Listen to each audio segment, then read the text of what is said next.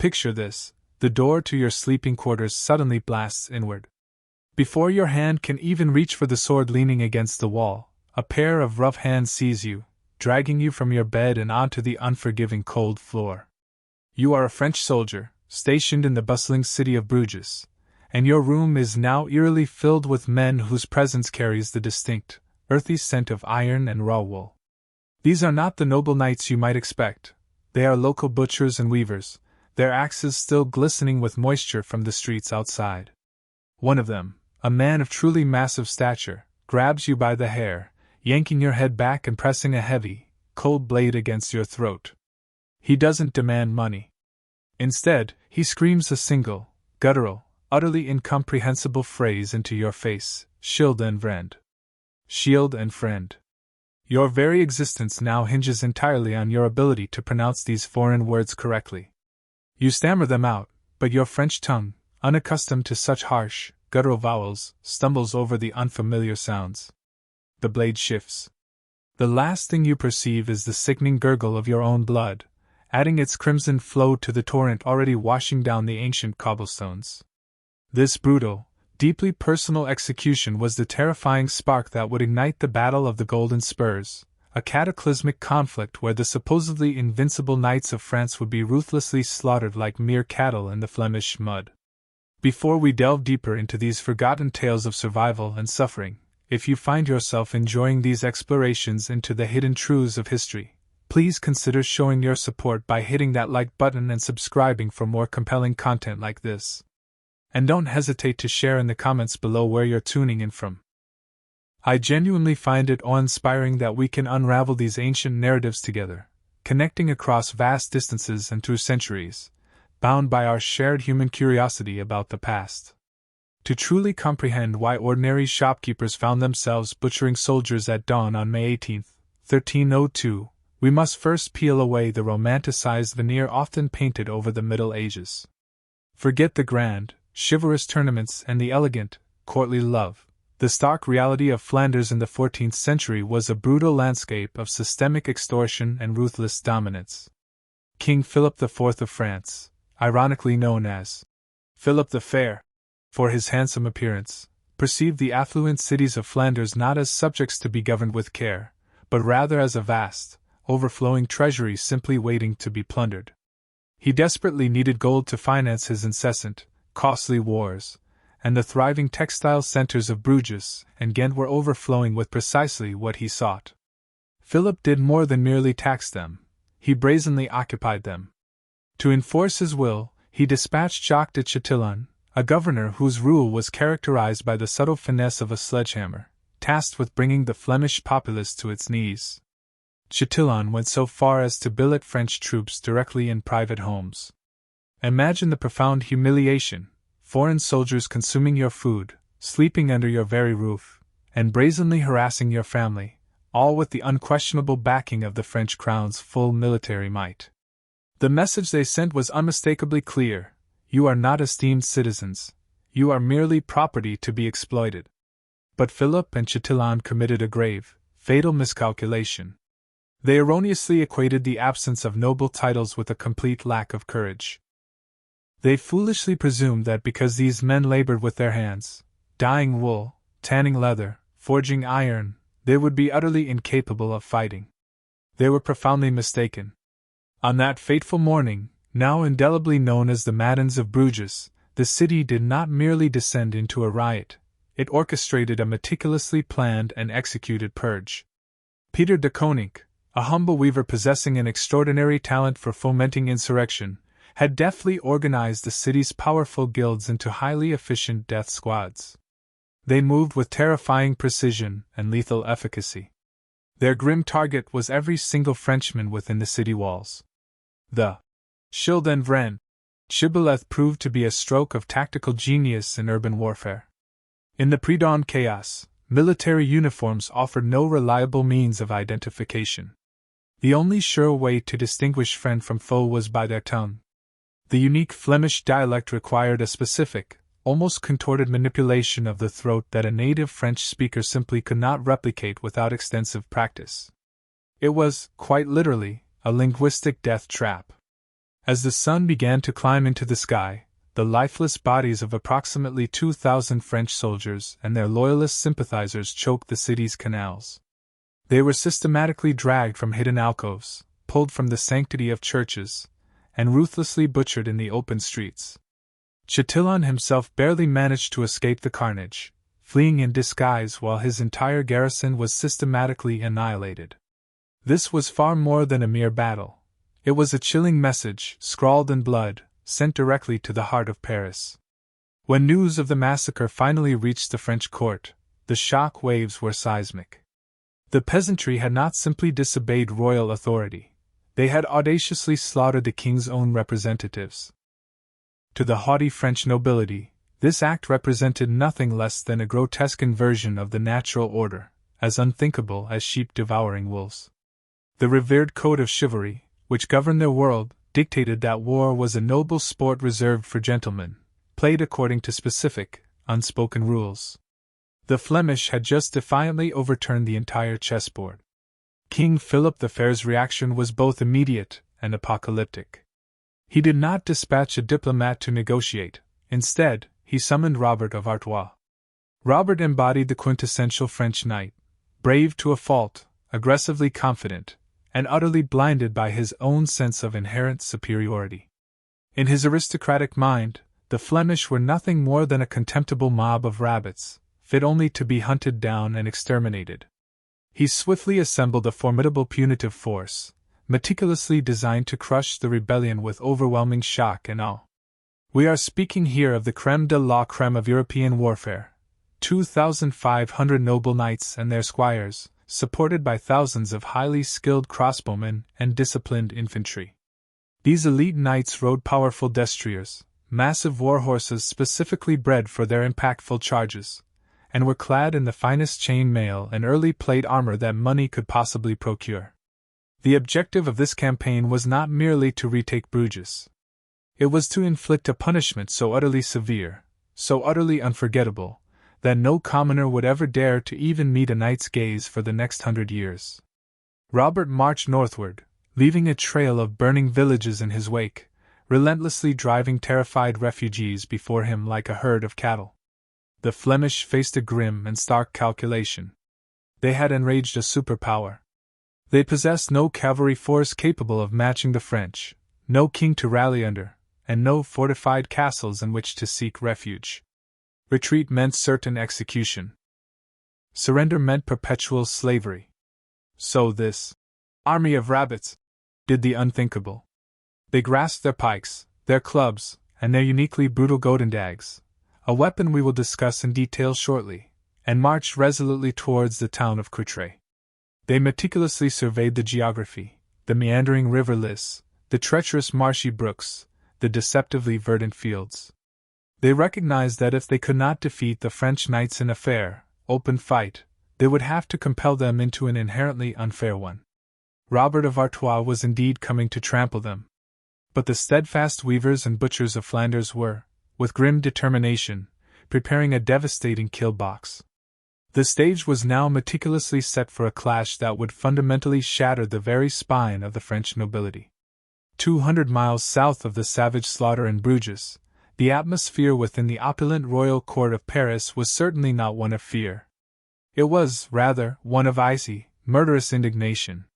King Philip IV, radiating an almost regal chill, sat at the very epicenter of a vast web of power that extended its intricate threads across all of Christendom.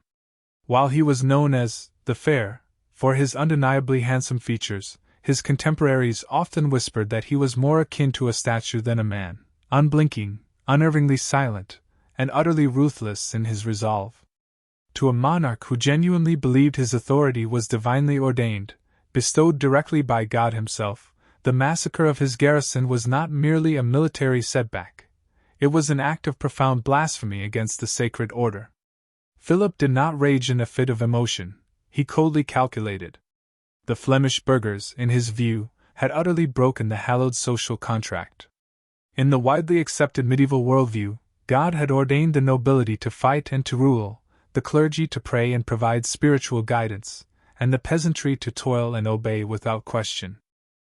By audacious raising their hands against the sacred persons of knights, the weavers of Bruges had threatened the very foundation of civilization itself. If a common fuller could kill a count and escape unpunished, the crowns of every monarch across Europe would begin to feel unsettlingly loose upon their heads. The king's response, therefore, was to unleash the full, devastating weight of the French state. He immediately authorized the call to arms, summoning the feudal levy from every corner of his vast kingdom. From the sun-drenched vineyards of Burgundy to the sprawling plains of Normandy, swift messengers rode out, bearing the royal seal. The command was stark and simple: assemble. What ultimately gathered under the proud banner of the golden fleur-de-lis was, in essence, the terrifying apex of medieval military technology. We often mistakenly envision medieval armies as disorganized, chaotic mobs, but the formidable force Philip assembled was, in reality, a precision instrument of violence. At its very heart rode the legendary French knights, the heavy cavalry. One must truly grasp what a knight represented in 1302. This was not simply a soldier; he was, to all intents and purposes, a living, breathing human tank. A fully armored knight astride a powerful destrier warhorse constituted the ultimate weapon of that age. The warhorse alone commanded a price equivalent to a peasant's entire lifetime wages, a truly massive beast, specifically bred for its aggression and sheer weight, capable of trampling a man to pulp without ever breaking its thundering stride. The rider, meanwhile, was encased in mail reinforced with nascent plates of armor, a veritable fortress of steel that rendered him virtually invulnerable to the rudimentary weapons of the lower classes. When 2,000 of these formidable riders charged in perfect unison, they generated a kinetic energy capable of shattering even the most resolute infantry formations through sheer, unstoppable impact. For 3 long centuries, they had remained the undisputed masters of the battlefield. Commanding this monumental punitive expedition was none other than Robert of Artois. If King Philip represented the cold, calculating intellect of France, Robert was undoubtedly its fiery, audacious sword. A prince of the royal blood and a seasoned veteran of countless campaigns, Robert was the living embodiment of chivalry, though a chivalry imbued with a potent strain of arrogance. He was brave, dashing, and spectacularly, undeniably proud. He perceived the upcoming campaign not as a war in any traditional sense, but rather as a mere disciplinary action, a necessary chastisement. In his mind, he wasn't marching to confront an army. He was marching to whip a pack of rebellious dogs back into line.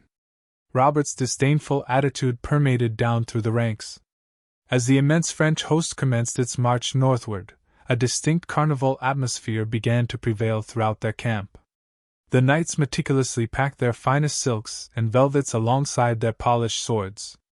They brought their prized hunting falcons and their packs of hounds, fully anticipating that the dirty Flemish rabbits would scatter in terrified disarray at the very first sight of a royal banner. The very notion that a mere militia of shopkeepers could possibly stand their ground against the flower of French nobility was, in their arrogant eyes, utterly laughable, a mathematical impossibility. But Robert of Artois ensured that the march itself served as an integral part of the punishment. As the French army crossed into Flemish territory, they immediately initiated a scorched earth policy. They didn't simply forage for food, they systematically burned anything they couldn't carry. Villages were mercilessly torched. Crops were ruthlessly trampled underfoot. Anyone unfortunate enough to be found on the road was summarily put to the sword. Robert's intent was for the smoke from burning farmhouses to be vividly visible from the walls of Bruges, for its inhabitants to literally smell their doom rapidly approaching. This calculated psychological warfare was expressly designed to induce widespread panic and break the Flemish spirit. Robert fully expected the fragile coalition of Flemish cities to fracture under the pressure.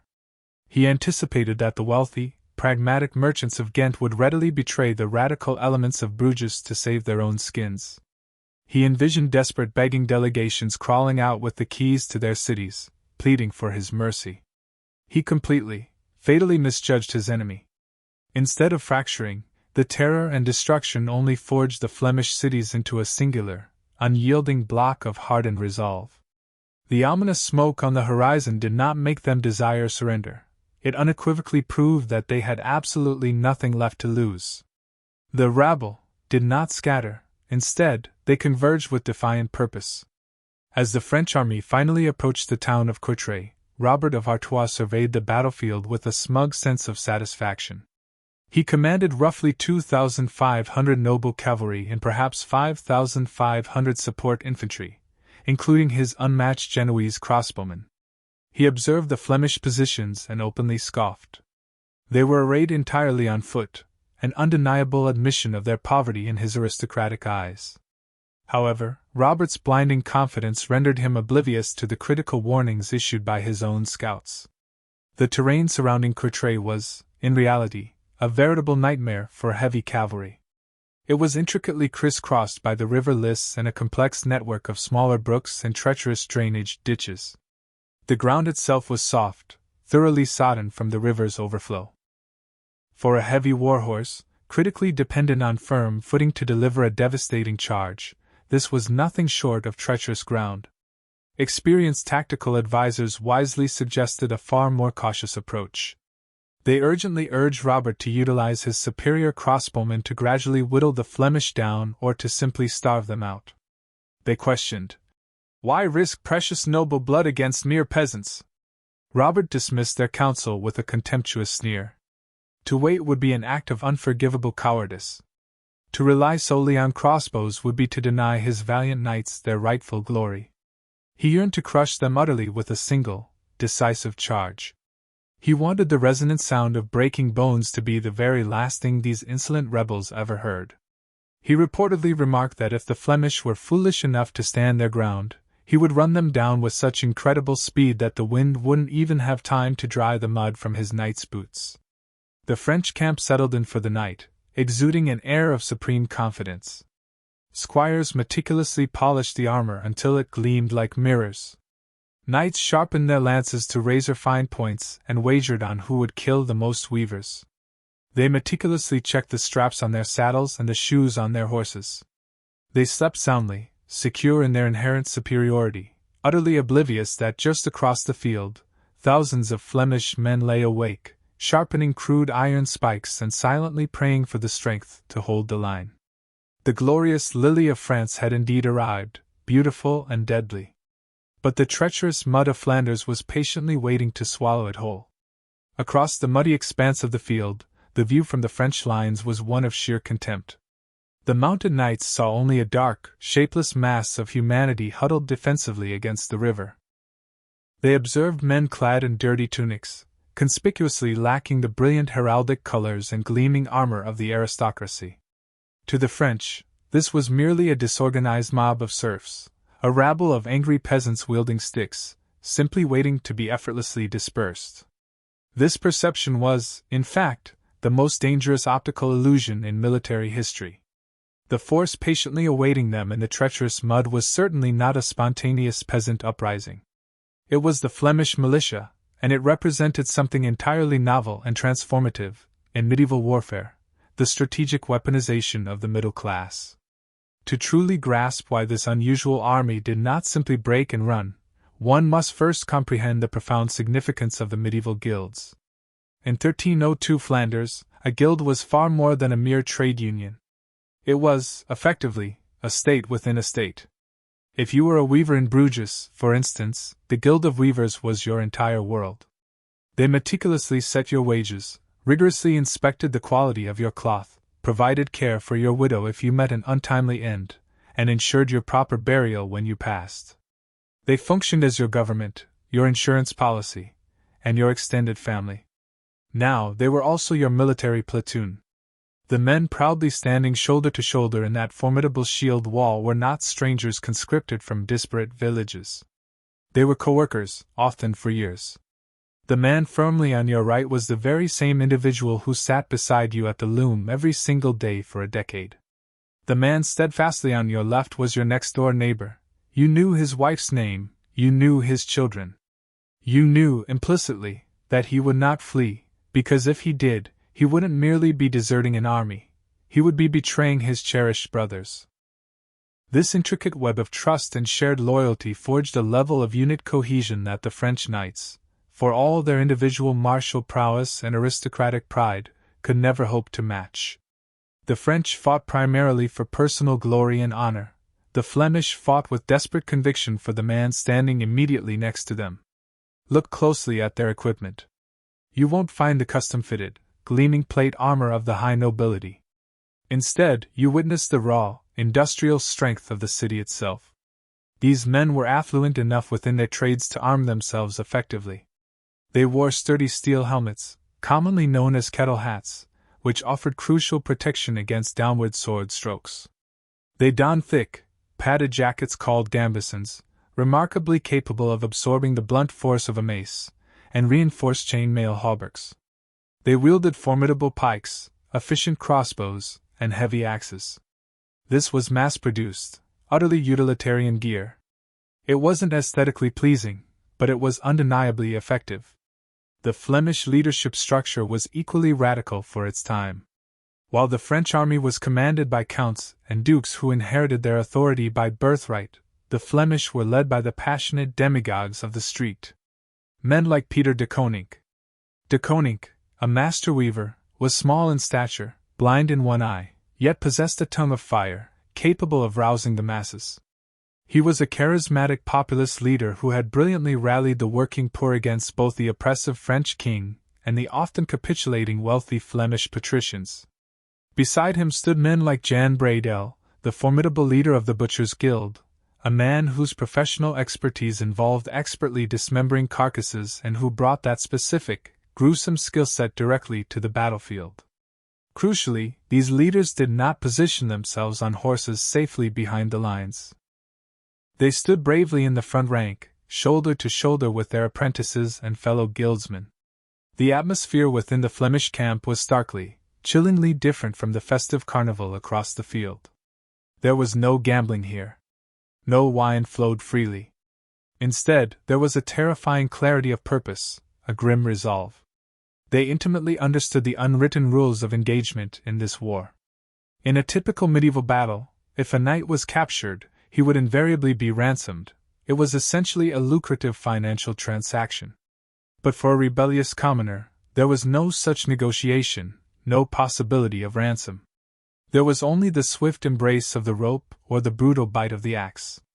The Flemish knew, with absolute certainty, that they were fighting with their backs literally to the wall. They had intentionally positioned themselves with the wide, deep river Lys directly behind them. This was a deliberate, calculated choice. It sent an unequivocal message to every man in the ranks: there is no avenue for retreat. You cannot run, for you will surely drown. We either win here, or we die here. This army of guildsmen functioned as a complex, well-oiled organism. The weavers formed the unyielding heavy infantry blocks. The skilled crossbowmen from the smaller trades provided essential range support.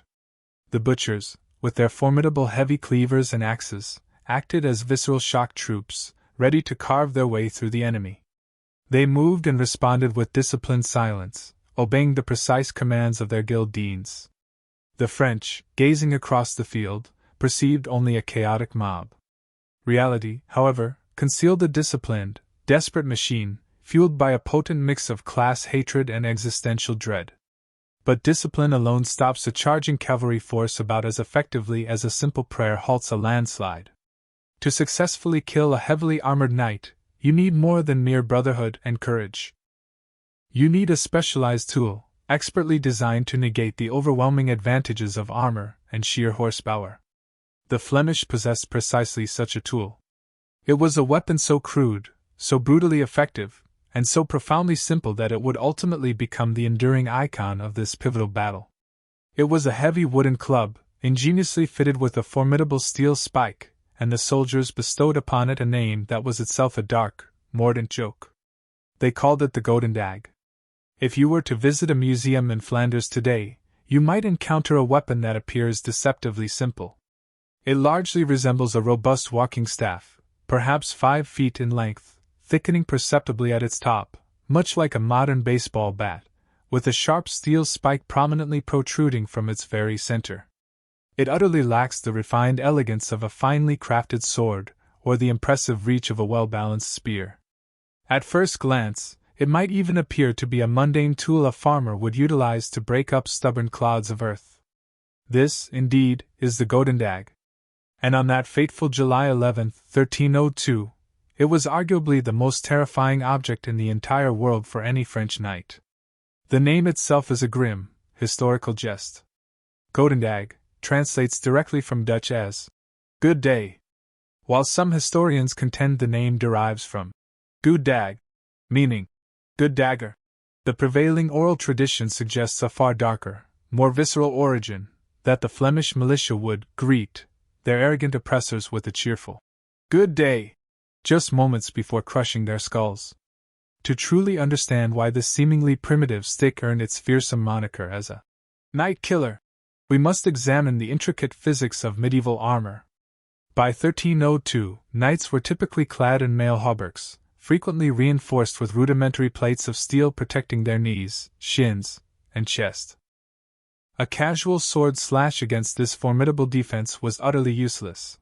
It would simply glance off harmlessly. An arrow, to inflict damage, needed to strike a vulnerable weak point, such as an eye slit or an armpit. The Goedendag elegantly circumvented these challenges by entirely abandoning finesse and instead maximizing brute physics.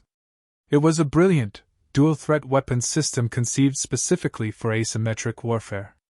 First, consider the spike. When a thunderous cavalry charge came hurtling in, the user would plant the base of the staff firmly into the treacherous mud and expertly aim the sharp steel point directly at the charging horse's chest. The animal's own immense momentum did the work, impaling itself, instantly collapsing the charge, and violently dumping its heavily armored rider onto the ground. But the true genius of the Goedendag manifested itself after the horse was brought down. A knight on the ground, even dismounted, was still a veritable tank. You couldn't easily stab through his thick chest plate. However, the Goedendag was deliberately top-heavy, crafted from dense, seasoned oak and reinforced with a sturdy iron ring. It functioned as a massive, concussive club.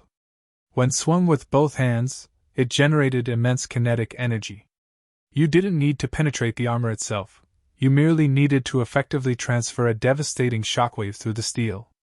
A solid, direct hit to a knight's helmet with a Goedendag didn't require severing the metal. The sheer concussive force would travel directly through the helmet and into the skull, causing immediate brain hemorrhaging, severe concussions, or catastrophic neck fractures. It cunningly transformed the knight's very own protective shell into a lethal echo chamber of trauma. The Flemish developed a sophisticated tactical doctrine specifically around this potent weapon. They didn't just hand everyone a club and tell them to swing wildly. They ingeniously paired the Goedendag wielders with highly disciplined pikemen. The front rank held formidable long pikes, measuring 12 to 15 feet in length, creating an impenetrable, bristling wall of steel designed to stall the charging horses. The Goedendag men then stood poised in the second rank. The tactical sequence was brutally efficient and rhythmic. The pike stops the horse. The Goedendag then hooks the disoriented rider or mercilessly smashes the horse's legs. Once the knight was floundering in the mud, the militia would swarm, swiftly finishing the job. This precise cooperation demanded nerves of steel. Standing resolute in front of a charging destrier required the complete suppression of every natural survival instinct a human being possesses. But remember the guilds. These men trusted each other implicitly. The pikeman knew with absolute certainty that if he held his line, his brother with the club would unflinchingly finish the deadly task. The French, steeped in their aristocratic traditions, had absolutely no concept of this kind of shared, disciplined resilience. In their minds, infantry existed solely to be trampled underfoot. They had never before encountered a weapon designed so specifically and so brutally to dismantle their inherent advantages. They looked at the Goedendag and saw only a primitive stick. They fatally failed to perceive that it was, in reality, an armor-piercing sledgehammer. Furthermore, the Goedendag was incredibly cheap to produce. A master smith would take weeks to forge a fine sword, which would then cost a small fortune. A Goedendag, by contrast, could be mass-produced by any village carpenter and blacksmith in a single day. It was, in effect, the democratization of violence. For the price of just one French warhorse, you could equip 100 men with the potent means to kill its rider. As the sun climbed ever higher over the fields of Courtrai, the Flemish militia tightened their collective grip on these formidable oak shafts. They stood shoulder to shoulder, forming a defensive porcupine of pikes and clubs, silently awaiting the moment the ground would begin to tremble. They possessed the unwavering will, and they possessed the devastating weapon. Now, they simply needed the terrain itself to cooperate. Because even the bravest man, wielding the biggest club, cannot effectively stop a full cavalry charge on open, firm ground. The Flemish required a crucial equalizer. They needed the very land itself to betray the French. And that, precisely, is what they so ingeniously engineered. In the realm of military strategy, there exists an ancient, often repeated maxim: amateurs endlessly talk about tactics. Professionals, on the other hand, focus intently on logistics. But there exists a third, transcendent tier: true geniuses speak of geography. If one examines a modern satellite map of Courtrai, or Courtrai as it is known locally today, you will observe a bustling Belgian city. However, if you could strip away the layers of modern pavement and infrastructure and transport yourself back to July 1302, you would behold a landscape that appeared practically custom designed by nature itself to kill horses. The astute Flemish commanders, including the sharp-eyed Rainier of Tricolieu, meticulously scrutinized the battlefield, viewing it as a complex puzzle to be solved. They faced a monumental problem: the wide-open field that stretched before them. If they were to meet the French knights on the expansive grassy plains, the knights would simply flank them with ease, encircle them, and mercilessly cut them to pieces. They desperately needed to funnel the overwhelming French force into a narrow, constricted corridor where their numerical superiority and devastating speed would be rendered utterly meaningless. They deliberately chose a defensive position that, to the untrained eye, would have seemed like outright suicide. The Flemish army strategically deployed itself in a rough crescent shape. Directly behind their backs, the formidable river Lys roared, wide and deep. This placement was, on its surface, a flagrant violation of basic military doctrine. One should never fight with a major river at one's back, as it leaves no possible avenue for retreat. But this was a calculated, brilliant madness. By deliberately cutting off their own escape route, the Flemish commanders knowingly invoked what the ancient strategist Sun Tzu termed death ground. When soldiers are acutely aware that no rescue boat is coming, no bridge remains to be crossed, and that retreat means certain drowning, they fight with the desperate, primal ferocity of cornered animals. It transformed their fear into raw, unyielding fuel. But the true, insidious trap lay directly in front of them. The battlefield was intricately dissected by the Groning stream and a complex network of smaller, muddy runoffs, typically utilized for agriculture. To a man simply walking, these might have appeared as mere annoying ditches. To a powerful warhorse carrying 300 pounds of armored knight, however, they were lethal leg breakers. The Flemish did not merely rely on the existing streams, they actively enhanced them. They grabbed shovels and dug relentlessly. They systematically widened the ditches. In some historical accounts, they even cleverly covered these concealed pits with brush and dirt, creating primitive, yet highly effective, booby traps. They deliberately flooded specific parts of the meadow, transforming what had once been firm soil into a sucking, treacherous quagmire. They meticulously transformed the entire battlefield into a gigantic sponge, eager to absorb the French charge. Consider, once more, the intricate physics of a cavalry charge. Such a charge fundamentally relies on rhythm and unimpeded flow. The horses must gallop in perfect unison to create an overwhelming wall of impact. The ground beneath them must remain firm to allow for powerful push-offs and sustained speed. By deliberately turning the field into a muddy, obstacle-ridden course, the Flemish ensured that the meticulously formed French line would be catastrophically broken and disordered long before they could even make direct contact. A knight whose horse stumbles and falls is instantly no longer a formidable warrior. He becomes a helpless pile of scrap metal, struggling desperately to stand upright. This was terrain tactics at its absolute finest. The Flemish had transformed the very topography of the land into a silent, yet powerful, ally. They effectively forced the French to attack across an unnervingly narrow front, thereby bottlenecking their immense force. This ingeniously negated the French numerical advantage in cavalry. It simply didn't matter if Robert of Artois commanded 2,500 knights if only a mere 50 of them could reach the front line at any given moment. From the elevated French vantage point, however, these subtle, deadly modifications were utterly invisible. They gazed across the field and perceived only a flat, innocuous expanse of green leading directly up to the Flemish lines. They did not bother to test the ground. They did not dispatch light cavalry to scout the depth of the ditches. Why would they? They were the French. The ground, in their arrogant minds, was expected to submit to them just as the common peasants were. Robert of Artois, observing the river behind the Flemish, merely laughed aloud. He erroneously believed they had conveniently trapped themselves for his ultimate benefit. Look, he might have smugly told his lieutenants. They have dug their own grave. He was, in fact, half right. It was indeed a grave. He simply failed to realize whose bodies would ultimately fill it. The morning of July 11th dawned hot and oppressively humid.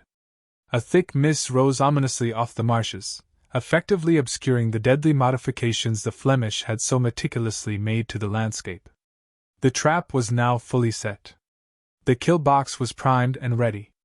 All that was required was for the mouse to be arrogant enough to snatch at the cheese. And Robert of Artois was positively starving for glory.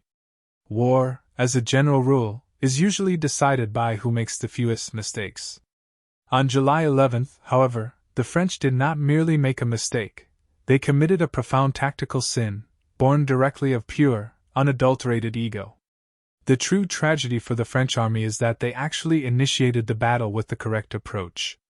Robert of Artois, despite his overbearing arrogance, possessed a fundamental understanding of how to effectively deploy his combined arms. At noon, he strategically ordered his infantry and mercenaries to advance. These were not simply random foot soldiers. They were the renowned Genoese crossbowmen, the veritable snipers of the medieval world. These skilled mercenaries wielded heavy crossbows, capable of punching through mail armor from as far as 100 yards away. They advanced steadily towards the Flemish lines and opened fire with devastating effect. The humid air immediately filled with the taut thrum of bowstrings and the ominous hiss of bolts whistling through the air. The Flemish, standing resolute in their tight formations, had absolutely nowhere to hide. They began to take casualties. Noticeable gaps started to appear in their formidable shield wall. The psychological strain of standing perfectly still while death rained down upon you from afar is, even today, immense. The Flemish line visibly began to shudder under the relentless barrage. If Robert of Artois had simply remained patiently on his horse and allowed his crossbowmen to continue their methodical work, they might very well have won the battle for him. They were systematically softening the enemy, breaking their cohesion, and expertly preparing them for an inevitable rout. But to the proud French nobility, observing from their position in the rear, this slow, pragmatic approach was utterly intolerable. One must grasp the deeply ingrained mindset of a 14th-century knight. They did not view war as a pragmatic exercise in securing strategic objectives. They viewed it, first and foremost, as a grand theater for valor, a stage upon which to display their individual bravery and martial prowess. To allow mere paid mercenaries, foreigners and commoners, no less, to win the battle with cowardly, ranged weapons was a profound insult to their sacred honor. If the Flemish commoners were to flee before the knights could even launch their glorious charge, there would be no personal glory for them. There would be no rabbits to trample underfoot.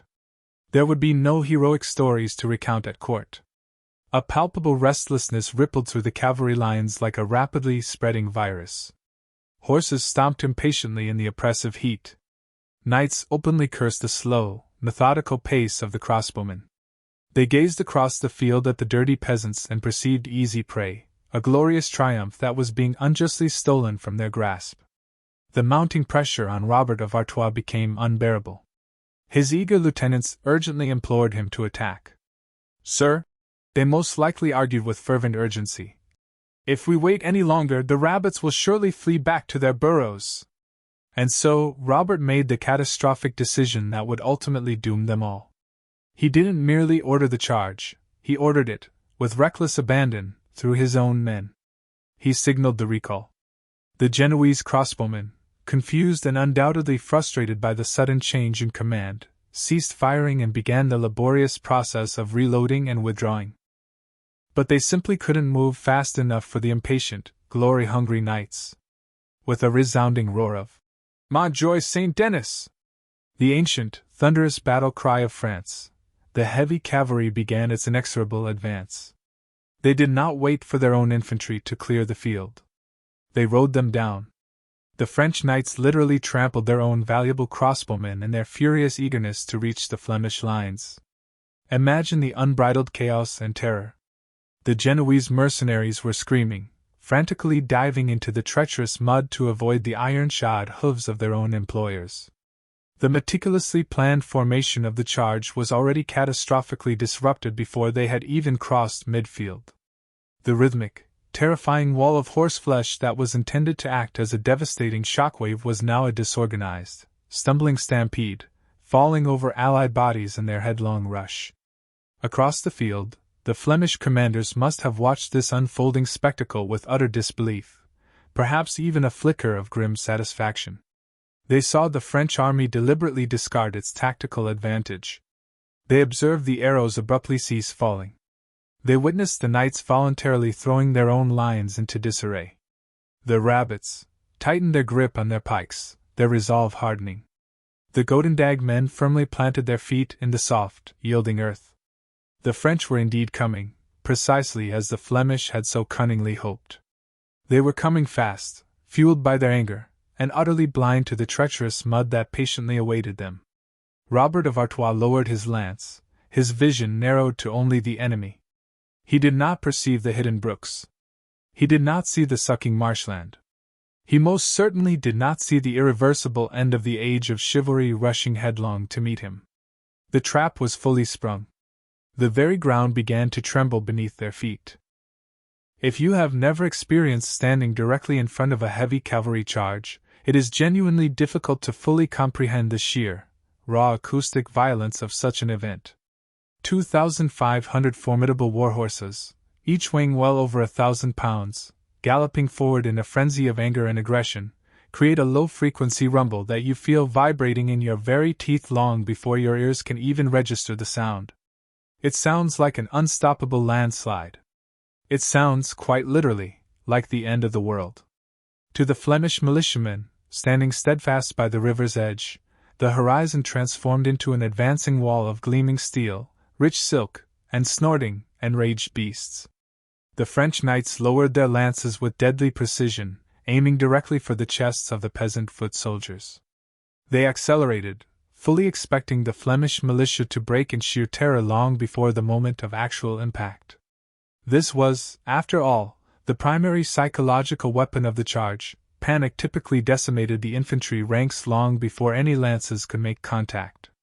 But the Flemish did not break. They locked their shields together, forming an impenetrable barrier. They grounded their long pikes firmly in the mud, angling the razor-sharp steel points defiantly upward at a 45-degree angle. They held their collective breath, a silent, grim prayer on their lips. Then, the meticulously engineered geography of the battlefield came alive. As the French front line reached its maximum speed, they did not collide with the unyielding Flemish wall. Instead, they plunged headlong into the treacherous groaning stream. In the furious heat of the charge, their vision obscured by the chaotic trampling of their own retreating infantry and the tall summer grass, the knights simply did not perceive the widened ditches until it was catastrophically too late. The front ranks plunged violently into the water. There was no graceful leap, no controlled crossing. Horses shattered their legs on the uneven, slippery banks. Riders were catapulted violently from their saddles, flying through the air like armored dolls before splashing with a sickening thud into the thick, sucking muck below. The immutable laws of physics, it turns out, are entirely indifferent to noble titles. A cavalry charge fundamentally depends on a continuous, unbroken flow. The ditch instantly brought that flow to a grinding halt. But the knights behind them, oblivious to the disaster unfolding in front, could not possibly know this. They couldn't stop. They slammed into the rear of the fallen horses and riders, creating a horrific, metallic pile-up of monumental proportions. It was, in essence, a medieval traffic accident on a truly massive scale. The very shock power of the shock cavalry simply evaporated. The momentum that was once their greatest asset suddenly became their inescapable cage. The majestic French charge dissolved into a screaming, churning mass of thrashing horseflesh and gleaming steel, helplessly trapped in a ditch that was rapidly filling with water and blood. For the few knights who miraculously managed to stay mounted and bridge the treacherous ditch, a second, equally terrifying nightmare awaited. They spurred their horses furiously up the muddy bank, only to find themselves nose to nose with an impenetrable, solid wall of pikes. A horse, no matter how impeccably trained, will almost never willingly impale itself on a sharpened spike. The horses shied away in terror, reared up violently, or simply stopped dead in their tracks, sliding helplessly in the slick mud. The knights were now stationary targets, sitting ducks. A stationary knight is nothing more than a man perched on a high chair, encased in a metal can. He possesses no effective reach against a 12-foot pike. He has no agility whatsoever against a determined man on the ground. This was the precise moment when the entire calculus of medieval warfare tactics dramatically flipped. The hunters had become the hopelessly trapped. The Flemish commanders blew their horns with defiant clarity. The order was not to retreat, but to advance. The militia bloc took a decisive step forward. Then another. They began to inexorably compress the French forces against the deadly ditch. The Goedendag men stepped confidently through the gaps in the pike wall, ready for their gruesome work. This is where the true horror of the battle commenced. The French knights were packed so incredibly tightly together that they couldn't even swing their swords effectively. Their massive horses were belly-deep in thick, sucking mud. They looked down with dawning horror to see the dirty weavers and butchers raising those heavy, spiked clubs. The very sound of the battle transformed entirely. It was no longer the thundering roar of hooves. It was the wet, sickening crunching sound of wood savagely hitting steel. It was the chilling sound of the Goedendag doing precisely what it had been designed to do. The proud French nobility had ridden headlong into a meat grinder, and the handle was now about to be savagely turned. In the thick, red mud of the groaning stream, the established rules of war were utterly suspended. Traditionally, when a knight fell in battle, the fighting would momentarily pause for a brief, almost civilized transaction. The knight would raise his gauntlet hand and formally yield, offering his name and outlining his substantial ransom potential. His captor would then protect him, seeing a valuable bag of gold rather than a mere enemy. It was, essentially, a pragmatic business arrangement. But the determined men of Ghent and Bruges were not businessmen on this day. They were unyielding executioners. Before the battle had even begun, the Flemish commanders had issued a chilling order that brazenly violated every norm of Christendom: take no prisoners. Spare no one. They knew with grim certainty that if they took noble captives, those knights would eventually return, fueled by vengeance, to burn their cities to the ground. To secure their freedom, to truly win, they had to systematically exterminate the very class of people that relentlessly threatened their existence. As the French knights struggled desperately in the bog, weighed down by 60 pounds of sodden steel, they raised their hands in frantic surrender. They cried out their esteemed titles. "I am the Count of so-and-so! I can pay you 10,000 livres!" The immediate, brutal response was invariably a Goedendag to the face.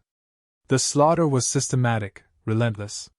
The Flemish militia moved through the tangled, gruesome mess of thrashing horses and dying men like seasoned harvesters working a field. They expertly used the hooks of their Goedendags to drag struggling knights from their saddles. They then employed the spikes to ruthlessly find the vulnerable gaps in the armor, the armpits, the groin, the narrow visor. It was intimate, gruesome, and utterly unforgiving work. A knight encased in plate armor was notoriously difficult to kill, so the militia had to gang up on them. 3 or 4 determined guildsmen would surround a fallen noble. One would pin his legs, another would savagely pry off his helmet, and a third would grimly finish the job. The mud turned an ever darker shade of crimson. The screams of men and horses merged into a single, deafening, horrific dissonance. In the very epicenter of this gruesome cauldron was Robert of Artois himself. The commander of the French army, the very man who had so contemptuously laughed at the rabbits, now found himself fighting desperately for every single breath.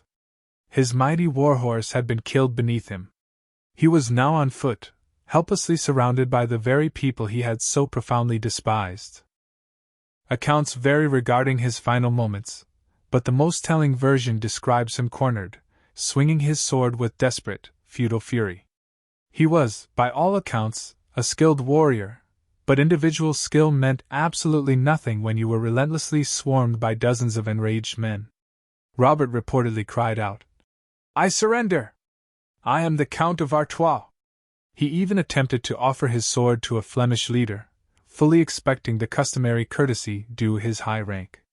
But the Flemish soldier who faced him looked past the noble title. He did not see a count.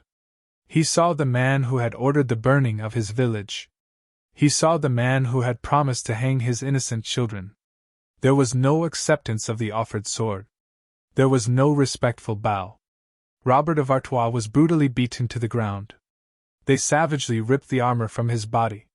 They stabbed him repeatedly, ensuring that the self-proclaimed hero of France died ignominiously in the same mud as the lowest conscript. His body was left utterly unrecognizable, just another anonymous heap of meat amidst the growing pile. This moment represented nothing less than the definitive end of chivalry, not merely as a concept or an ideal, but as a tangible guarantee of safety and privileged treatment. For the very first time, the nobility of Europe truly realized that their exalted titles were not, in fact, an impenetrable force field. The psychological shock of this moment cannot possibly be overstated. It was akin to a modern army watching a state-of-the-art tank battalion being systematically dismantled by men armed only with screwdrivers. The massacre continued, unabated, for hours. The French rearguard, witnessing the horrific slaughter of their vanguard, panicked completely and fled in disarray. The Flemish pursued them relentlessly for miles, mercilessly cutting down stragglers. By the time the sun began its slow descent, the very flower of French nobility had been effectively decapitated. Silence slowly returned to the fields of Courtrai, broken only by the anguished groans of the dying and the unsettling splash of scavengers wading into the bloody water. The rabbits had not just miraculously survived. They had won. And now, it was time to collect their grim receipts. The sun finally set on July 11, 1302, over a landscape that had been irrevocably, profoundly altered. The once green fields were churned into a black, viscous slurry of mud, blood, and trampled grass. The groaning stream was utterly choked with the damned corpses of the finest warhorses in all of Europe. But as the adrenaline of battle slowly faded, the practical reality of their hard-won victory began to settle in for the Flemish militia. They had not simply defeated a formidable army, they had, in essence, utterly bankrupted an entire social class. In the medieval world, a fully equipped knight was, in effect, a walking treasury. His armor, his sophisticated weapons, his warhorse, and his jewelry were collectively worth more than a peasant village could possibly earn in a decade. And now, all that immense wealth lay discarded in the mud, waiting to be claimed. The looting commenced immediately, and it wasn't driven solely by greed. It was a pragmatic necessity. The militia needed to strip the dead to ensure they were truly deceased, and to gather the vital resources required for the inevitable French counterattack. But amidst the swords and the coin purses, the Flemish sought one supremely specific trophy, the Golden Spurs. The spur was the ultimate status symbol of the equestrian class.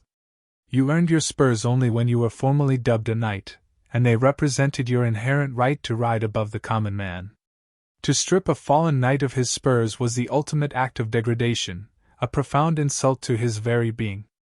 The Flemish didn't merely take a few, they collected them by the basketful. They moved methodically from corpse to corpse, unbuckling the gilded straps from the boots of counts, barons, and castellans. They found the spurs of Raoul de Nesle, the esteemed constable of France. They found the spurs of Robert of Artois, now wiped clean of his noble blood.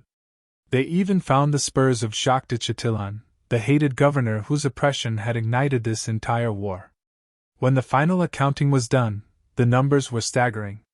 While historians still debate the precise figure, tradition steadfastly holds that the Flemish collected a remarkable 500 pairs of golden spurs. That translates to 1,000 pieces of solid gold, savagely stripped from the heels of the French elite. This represented nothing less than a demographic catastrophe for France. In a single horrifying afternoon, the kingdom had lost its senior military command, its most experienced administrators, and the heads of its most powerful and influential families.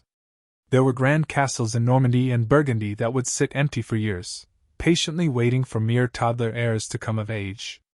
The King's Council in Paris was practically dissolved, for almost every member on it lay dead in a muddy ditch in Flanders. The Flemish took these blood-soaked trophies and performed something truly theatrical. They didn't immediately melt them down for coin, at least not yet. Instead, they marched triumphantly to the Church of Our Lady in Courtrai and proudly hung them from the rafters. Imagine walking into that very church in 1302. You would look up, and shimmering faintly in the candlelight, would be hundreds of golden spurs, clinking softly, almost mournfully, in the gentle draught. It was a macabre wind chime. It was a tangible monument to the impossible. And it served as a grim, undeniable warning to any future invader. This is precisely what happens to those who foolishly believe they can simply trample us underfoot. For King Philip the Fair, the news of Courtrai was far more than just a military defeat. It was a profound trauma that shook the very foundations of the French monarchy to its core. He had lost his army, his relatives, and his entire aura of invincibility.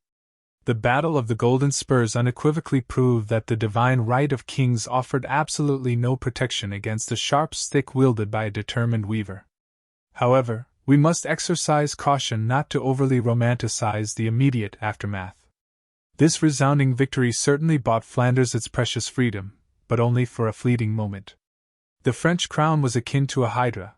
Cut off one head, and two more would inevitably grow back in its place. Philip would, eventually, raise another massive army. The protracted war would drag on for many more years. But the profound psychological spell had been irrevocably broken. The Battle of the Golden Spurs did not instantly end the ongoing war, but it accomplished something far more profound and lasting. It utterly shattered the pervasive myth of the invincible mountain knight. It proved, beyond any doubt, that disciplined infantry, well-equipped, united, and fiercely fighting for their homes, could systematically destroy the ultimate military weapon of the feudal age.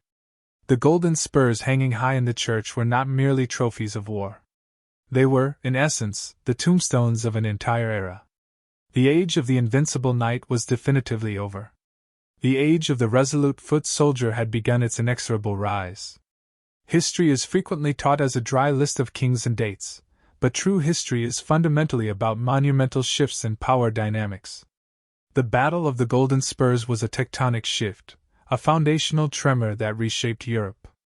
On that muddy field in July 1302, something truly fundamental broke within the European psyche. For centuries, the intricate social contract of feudalism was predicated on a simplistic protection racket. The nobility held the land and possessed the weapons, and in exchange for protecting the peasantry, they extracted their labor and taxes. The knight was the ultimate enforcer of this arrangement, the undisputed nuclear deterrent. The deeply ingrained assumption was that commoners, by their very nature, could not possibly fight against knights. It was deemed biologically and divinely impossible. The humble weavers and butchers of Courtrai, however, proved that this deeply held assumption was a devastating lie. This pivotal victory signaled the undeniable dawn of the infantry revolution. It served as the crucial precursor to the tactical shifts that would redefine warfare for the next 2 centuries. The Scots would replicate this stunning success at Bannockburn a mere 12 years later. The English would perfect it with the devastating longbow at Crécy and Agincourt. The formidable Swiss pikemen would transform it into a finely honed science. The Battle of the Golden Spurs was the original prototype. It decisively demonstrated that a disciplined block of infantry, cleverly utilizing advantageous terrain and armor-piercing weaponry, could stop the most expensive and revered military asset of the age cold in its tracks. It was the precise moment when the entire equation of war was fundamentally altered. Suddenly, a king no longer required 1,000 temperamental, immensely expensive knights to win a war. He could, instead, hire 5,000 resolute commoners, arm them with pikes and crossbows, and achieve the exact same decisive result for a mere fraction of the cost.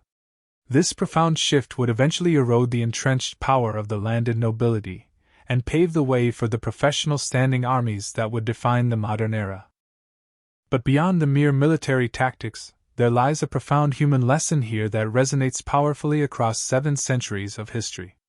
The French did not lose simply because of the treacherous mud or the brutal effectiveness of the Goedendag.